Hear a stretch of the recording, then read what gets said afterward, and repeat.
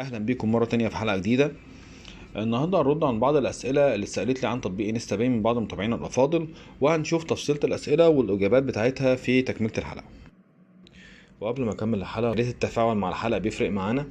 فيا ريت تخش تعمل لايك لو انت استفدت من الحلقه وشايف ان الحلقه مفيده. خش اعمل لايك واعمل شير للحلقه، وكمان اكتب تعليق كويس للحلقه لو انت شايف ان هي مفيده. ويلا بينا نكمل الحلقه.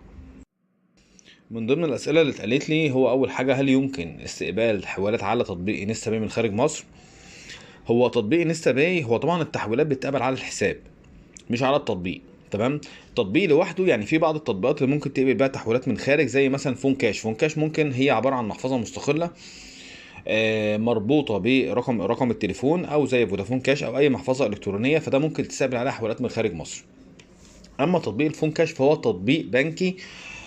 لازم عشان خاطر تستقبل اي حوالة لازم يكون مربوط بحساب بنكي، زي مثلا فاتح حساب في بنك مصر، فاتح حساب في البنك الاهلي.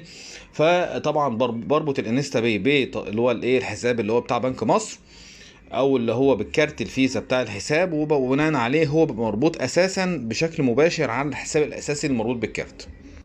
يعني الحساب انستا لو هو او التطبيق انستا لو مش مربوط ب بتاع ده هو بحساب بنكي عن طريق كارت الفيزا بتاعه، ما اقدرش ان انا استقبل عليه حوالات.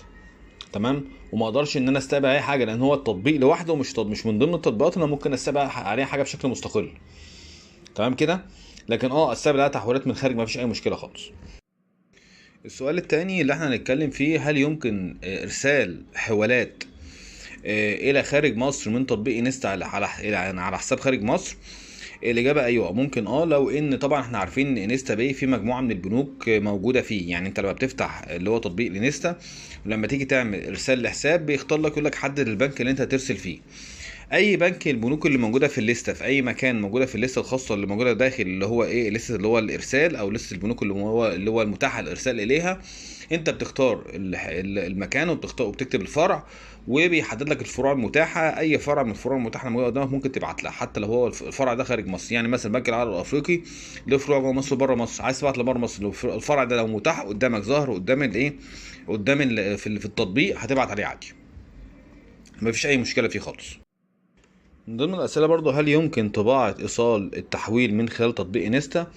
هو مش بالظبط ممكن تطبعه، ولكن في اوبشن عندك بعد ما بتعمل التحويل، ففي اختيار كده اللي هو يعني ارسال نسخة من التحويل. فانت ممكن تعمل ارسال للتحويل على اللي هو الواتس بتاع الشخص اللي انت بعت له.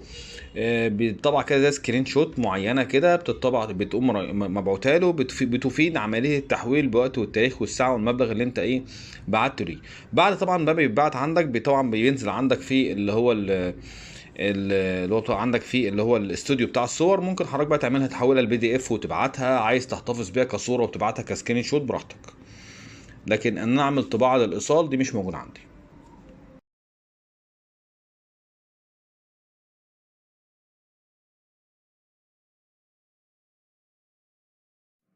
اخر سؤال في حلقه النهارده، وهو: هل يمكن اضافه اكتر من كارت لتطبيق انستا باي؟ طبعا ممكن اضافه اكتر من كارت.